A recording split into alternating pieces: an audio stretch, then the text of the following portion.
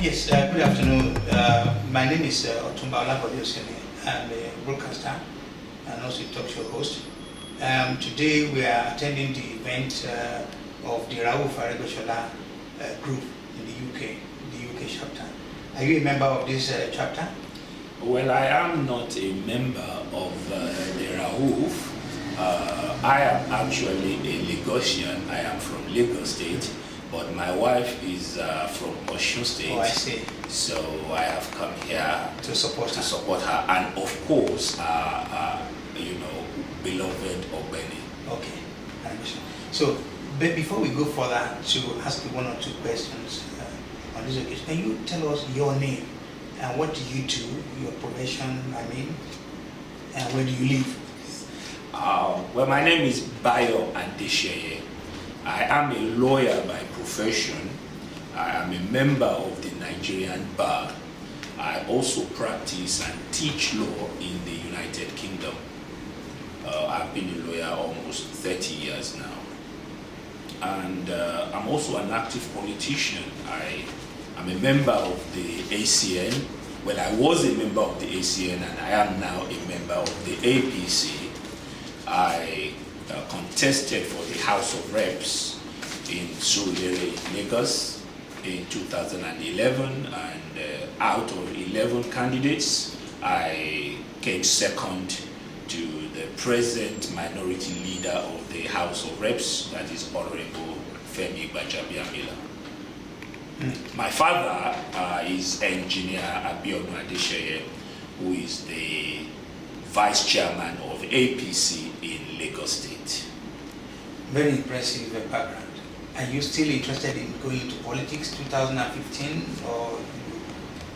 Yes, what are your plans? Yes, because I have studied politics since I was like 10 years old.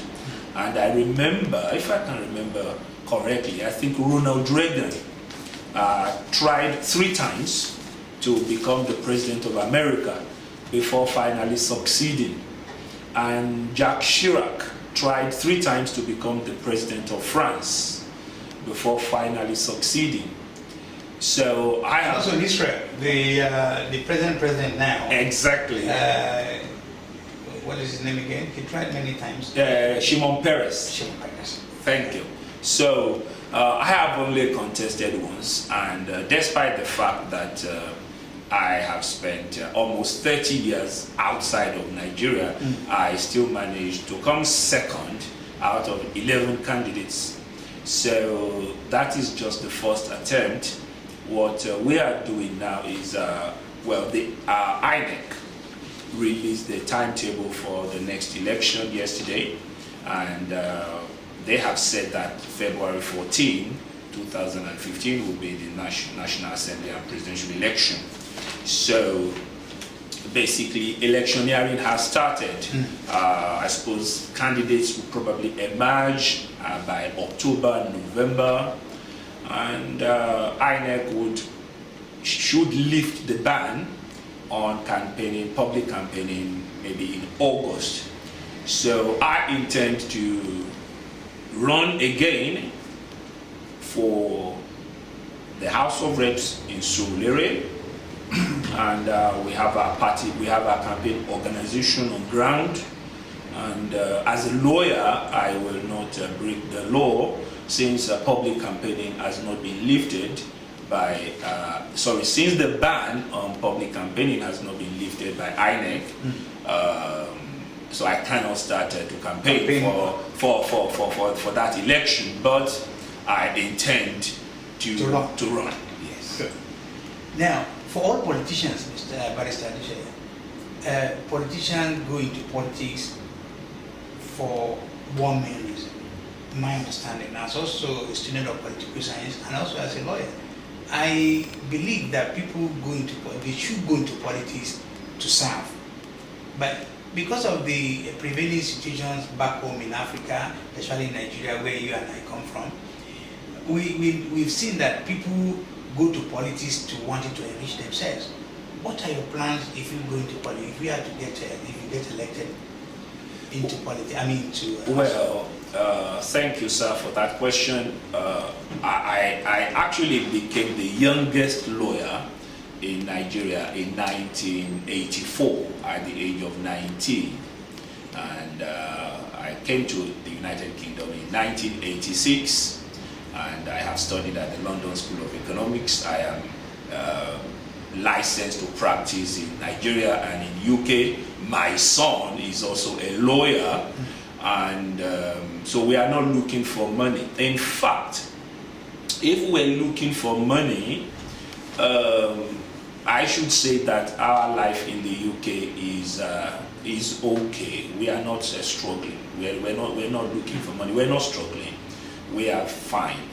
I have 3 children. My first daughter is a qualified linguist, and my middle son is a lawyer. He got a first-class degree in law, and he works in the City of London. And so we are okay financially. So going to Nigeria, I started politics at the age of 10. In the university, I was a member of the House of Reps at the University of Lagos, and going back to Nigeria to stand for the House of Reps is something, is a duty. I regard it as a duty. So your aim is to go to Nigeria as politics to serve? So going to Nigeria is a sacrifice for me, because when you have taken care of your life, when you've taken care of your children, and you are okay, I don't think that is the end. I don't think that is the reason God put us on this earth. But I prefer to go to Nigeria, which is my route, to actually make my contribution. Right. One of the 2 last questions I want to ask you is, in Nigeria, the grassroots are the people that are in majority, and they are the ones that suffer most. We have a situation where most of the majority of this grassroots are youth. Are you thinking of wanting to make a difference in the area of youth employment, or how to help them to get out of the problem of poverty? Yes. What is your take on that? I thank you for that question. I don't like to be called elite, but like you said, Otunba, the grassroots is very, very important. What we have in Nigeria at the moment is a system whereby the elite are okay. They have their comfortable life, comfortable neighborhoods, but the majority, that is the grassroots, they're suffering. So I don't want to, despite the fact that I've lived in the West, I've done many things, I don't want to regard myself as a part of the elite.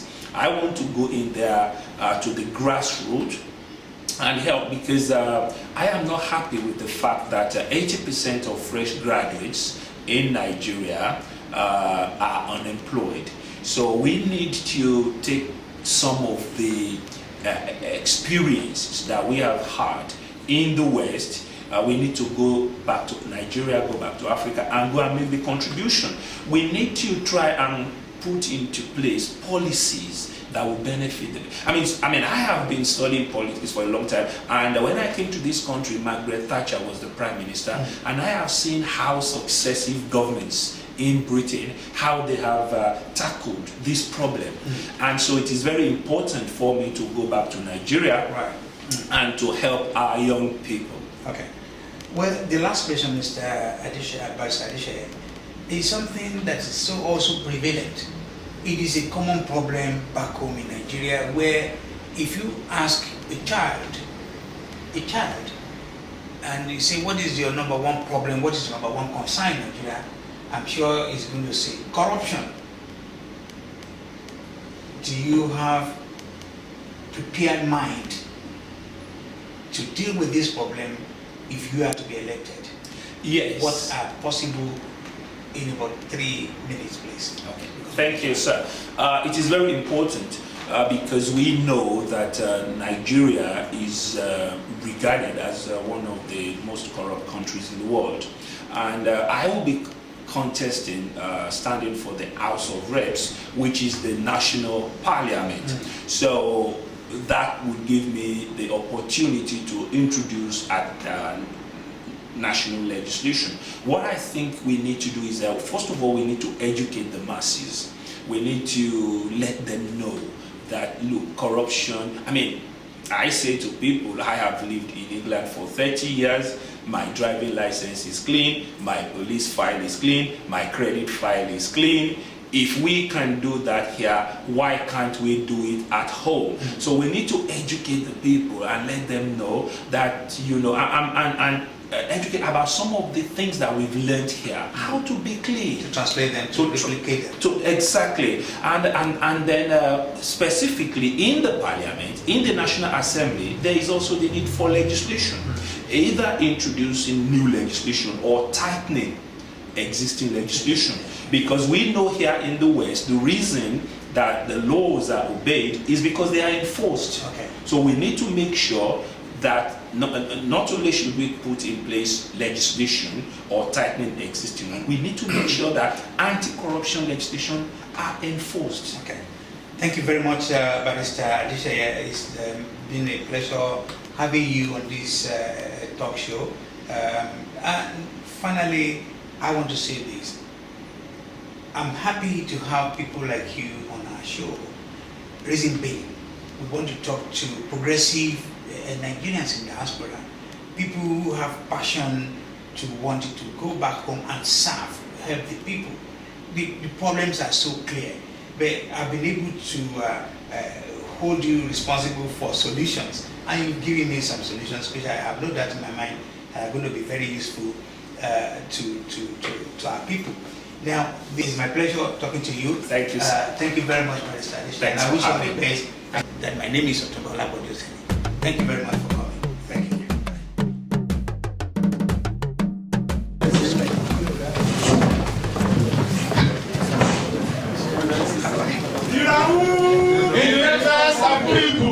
Also, many people have heard about you. Some people even think that when I will come into the hall, it's going to be something that here you meet. Well, I present to you a governor of Osun State, Rauf Aregbesola.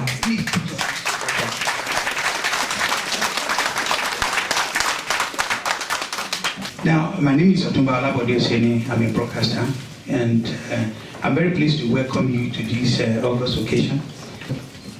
And so the few people that have introduced themselves, particularly the gentleman by my right, Tukumba, I think he represents what we call the present republic in Nigeria. He started with federal representative, and from there to the Senate. So he has a direct participation in the representative capacity in the Nigerian politics. 12 years. So it's my pleasure again to introduce Tukumba. Sir, can you please tell us what your program is for the youth in Osun State? Ayakism is my name. Your Excellency, there are two things that I knew that you're doing so well, which is not usually publicized. One is about the Chief Senator just mentioned, because I knew the elderly people in your state are well taken care of. Not only did you give them some pension, which is very rare in Nigeria. I know, and I knew that a friend of mine witnessed an incident when an ambulance took somebody who was injured at Ikiri, and the ambulance arrived within 10 minutes. Thank you for doing that.